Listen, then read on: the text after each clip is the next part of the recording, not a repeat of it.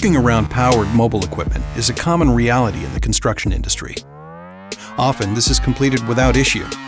However, when standard industry safe work practices are bypassed, or complacency amongst workers and/or operators sets in, there is one certainty. When equipment and workers contact one another, equipment always wins.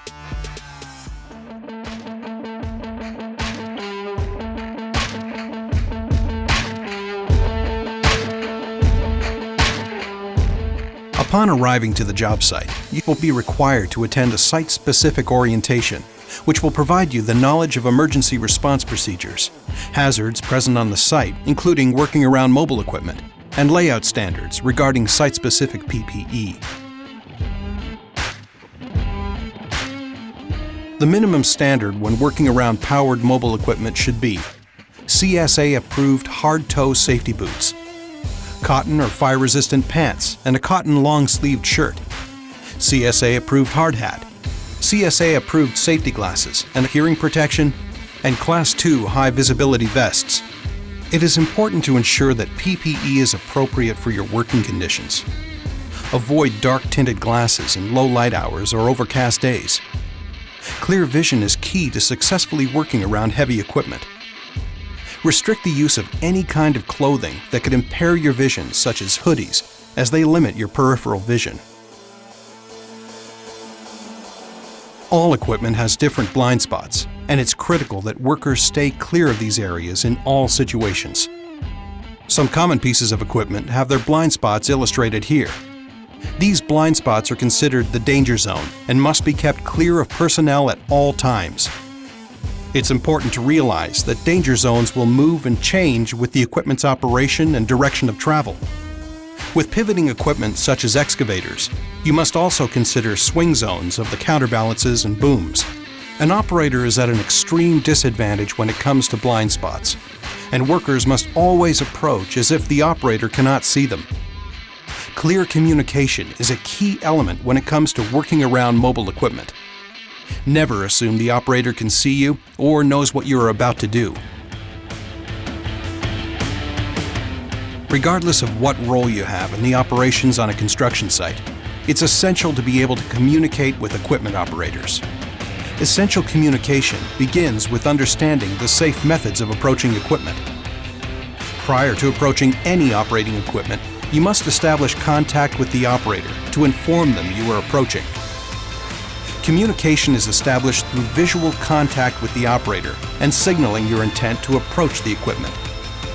The operator must give approval, stop movement, put the machine in a safe mode, and give the hands-off control signal. In some situations, you may have two-way radio communication with the operator. However, visual confirmation and safe operation of the equipment must still occur.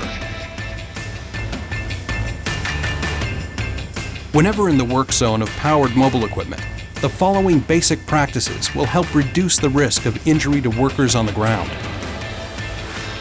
Always yield to equipment.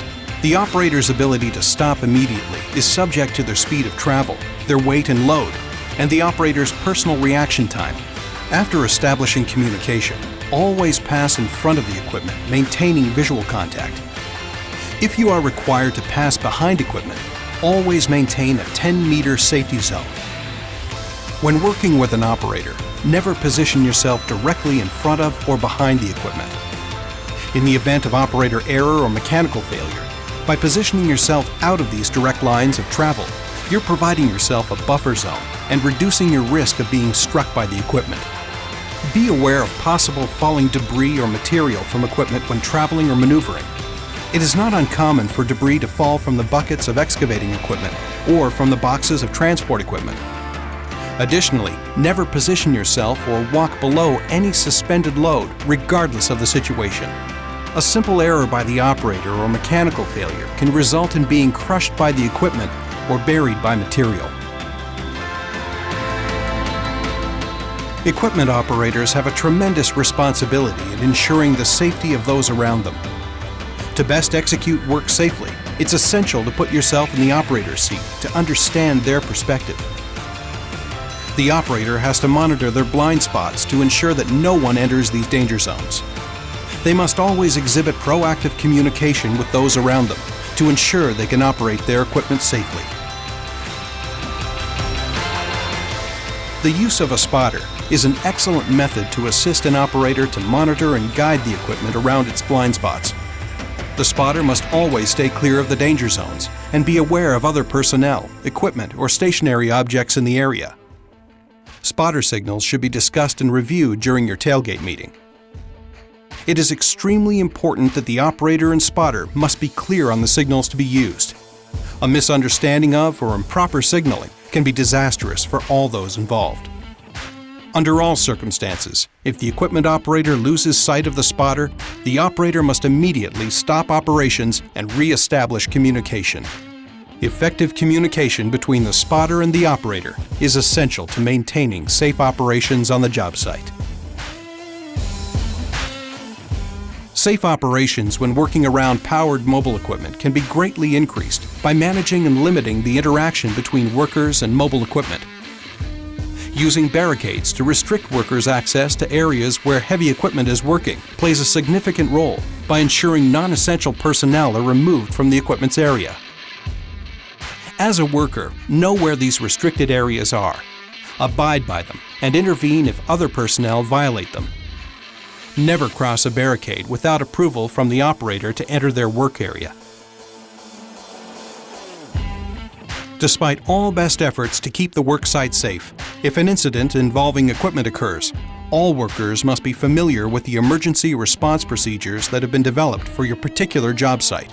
At minimum, these emergency response procedures will include what to do in the event of a utility line strike, contact with an energized source such as overhead power lines, entrapment of a worker by material, and contact of a worker by equipment.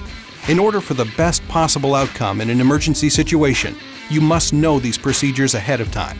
Asking for direction during an emergency greatly reduces the likelihood of any positive outcome of enacting your site's ERP.